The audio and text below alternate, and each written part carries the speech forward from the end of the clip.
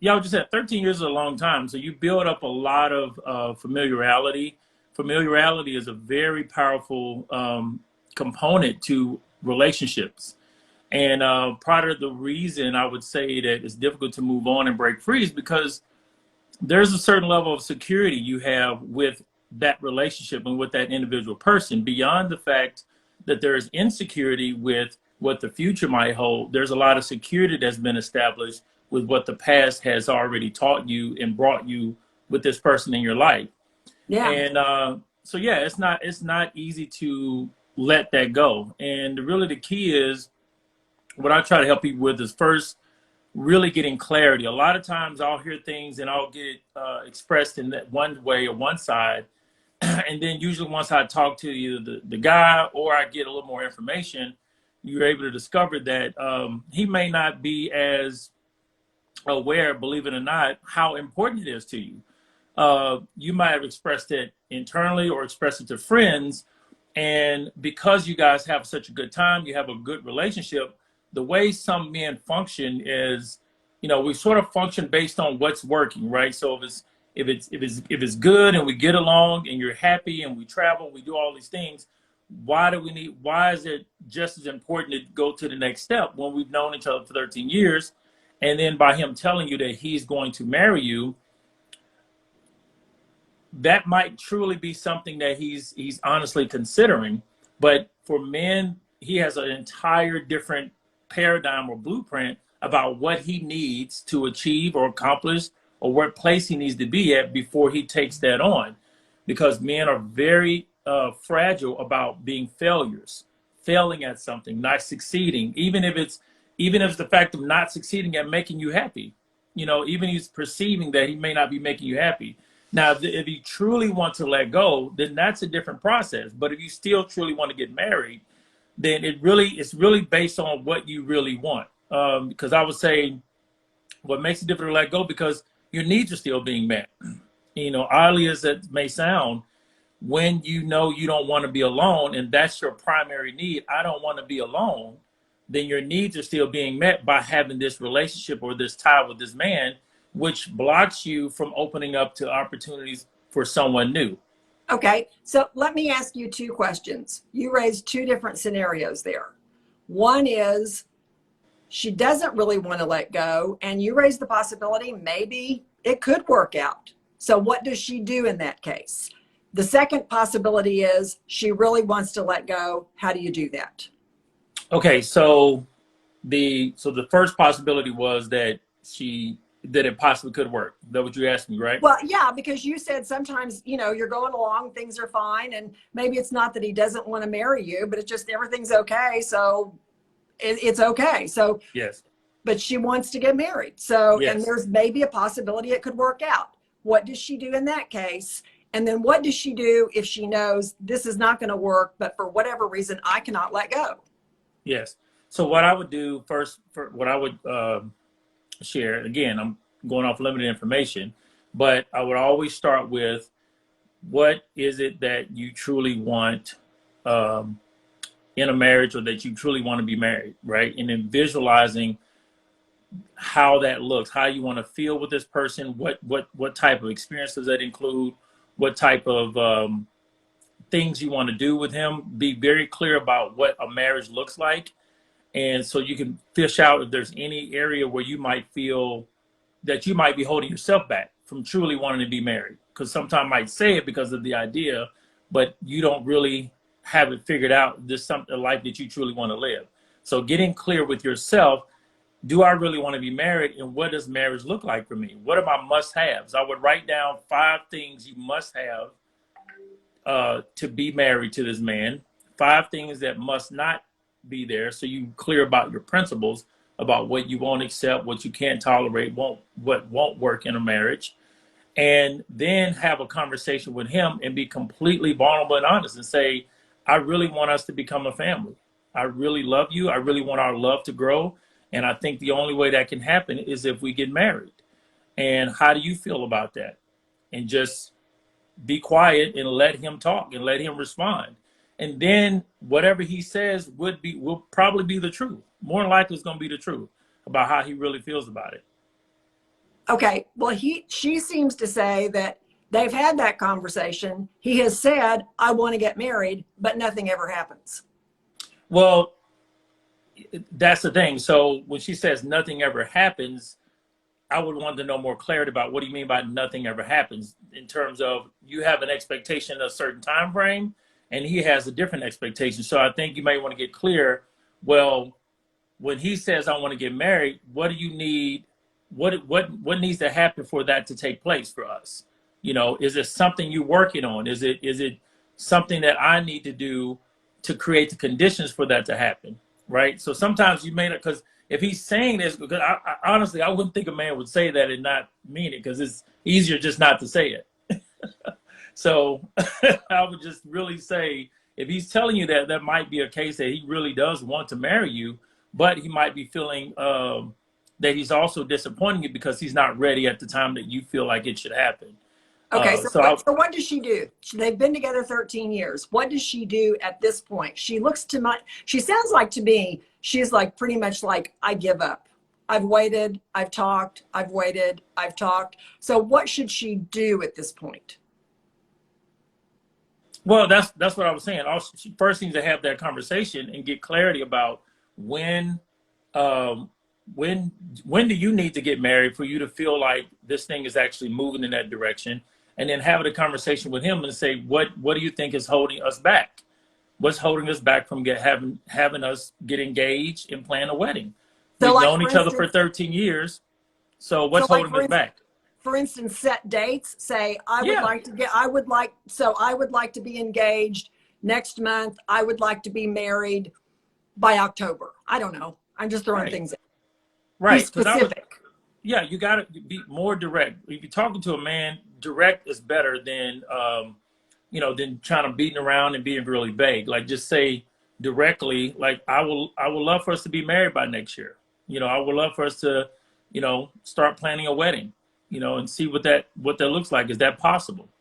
And be ready, just be open and ready for whatever his response is. But if he's already told you that he wants to marry, then it's just a matter of if you're okay with, if he doesn't really know that there's a time frame that you have in mind, then he's going to go by his time frame.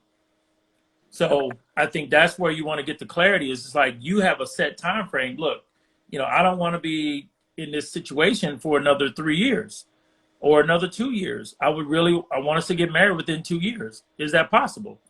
And let me know if we're on the same page. If we're not, then we can continue down the path of just being friends. And I'm going to open myself up to meeting someone else. Um, Okay, so let's say that she has decided, I've talked to him, and I don't know, maybe they've had the conversation, we should do this next year, and it's just not happening. And she feels like it's time for me to let go. I need to let go. And she says, why can't I let go? How do I let go? Yeah, letting go is a process. First is us deciding, right? And deciding that you want to let go. Also, forgiveness is usually a part of it as well, because sometimes there's a there's a need to feel, guilty about either the amount of time that you spent, the investment on the relationship, just everything that's familiar to you. So letting go, deciding to let go, forgiving yourself, forgiving him, making sure there's no areas of lingering resentment, because that makes it hard for your heart to heal and open up for somebody else. I would say, start to date in terms, start getting to know other people, other men, but not on a necessarily serious level. But I think you need to go out and experience yourself, just having different interactions with other men, so you can just have someone else you build connections with, and notice that there's still a lot of men out there who will find you attractive, that will find you interesting, that look at you in a different light, because you've been used to sort of having a relationship with someone where things are sort of automatic, right? So just getting out there, dating, getting to know, maybe getting on one of the dating sites, and just start having conversations, start meeting people. And that's a process. Not the don't have sex. I'm saying don't do none of these things, just because once you tie in that connection, it really confuses you, right, from an emotional level. So as your heart is trying to heal and close off one relationship, in order for you to open up and be healthy for the next one, you have to move very carefully and very intentional. Does that Why make did you, sense? why did you bring up forgiveness, and how do you, specifically, how do you go about forgiving someone in that relationship? Because I think what you're saying is that there is a tendency maybe to be mad at yourself for staying in Yes. it, at him and Yes. you're saying that'll keep you stuck. Absolutely. Absolutely. So what do you do? Maybe Yeah. that's So what's keeping her stuck. yeah, just feeling regret, feeling like, I should have did this, I shouldn't have stayed this long, I shouldn't have dealt with them, I should have knew back then, and all of that is just like, you know what, I forgive and I let go. I'm continually evolving. I enjoy and I really appreciate the relationship. I appreciate what I've learned. Always having an appreciation and a gratitude, because you're looking for more acceptance, you're looking for peace, and you're looking for your heart to heal and open up again. So you start out with, I forgive myself for not knowing. I forgive myself for, you know, staying in as long as I did, and maybe I thought it was going to change, because typically it's really hard to fairly judge yourself and beat yourself up, because if you really would have known that it was going to turn out this way, right? And if you knew that, then maybe then you could say, well, I can blame myself because I knew exactly how it was going to turn out. But usually when you're in the moment and you're in that situation, you're making that decision based on what you feel and what you know at the time. And that's why it's really unfair to actually judge and beat yourself up, because it's not like you're coming from a place of knowledge. You're coming from a place of being fully invested and involved in what you think is best at the time. Okay, I've got to ask you one question before we Hmm. finish up. So you talk about forgiveness. How do you specifically, how do you go about forgiving him? Because maybe you're mad because he said, I want to marry you, but it never happens. So maybe you're mad about that. How do you forgive? And you said it's important in order to be able to move on. So how do you do that? Well, honestly, the first one you got to do, you got to acknowledge that you are mad, that you are angry, that you are sad, that you do have some sorrow. That so it's a process that I do with my clients, where you have to go through those lower emotions, because you do need to sort of recalibrate. If you don't express yourself fully, then it stays stuck, and you drag it over, that residue, into other relationships, and the other person is they don't deserve that, and you don't deserve that to do that to them.